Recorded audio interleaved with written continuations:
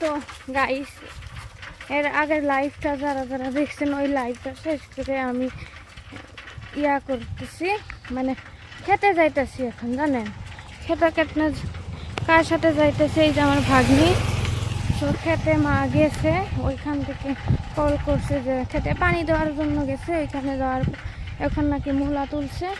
সেখানে আমরা এই যে মোনা, তারপরে ওটার ভিতরে বটি, এইগুলো নিয়ে খেতে যাইতেছি। আর আমাদের ধান শুকনো হয়ে গেছে, ওইগুলো নানির সাথে একটু করলাম, করার পরে এখন খেতে যাইতেছি।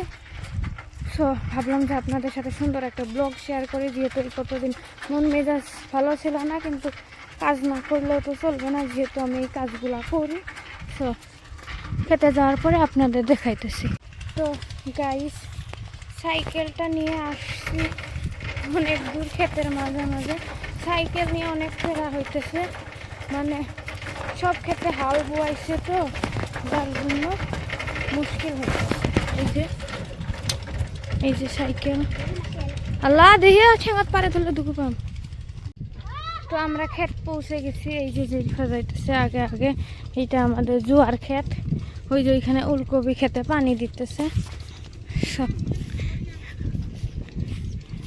এইখানে আওয়াজ দিতে পারি নাই কারণ এইখানে অনেক লোকজন ছিল, মানে আমার কোনো সমস্যা নাই, কিন্তু যাদের আওয়াজ উঠছে তাদের অনেক সমস্যা, যার জন্য আমি এখানে মিউট করে দিয়ে নতুন আওয়াজ দিতেছি।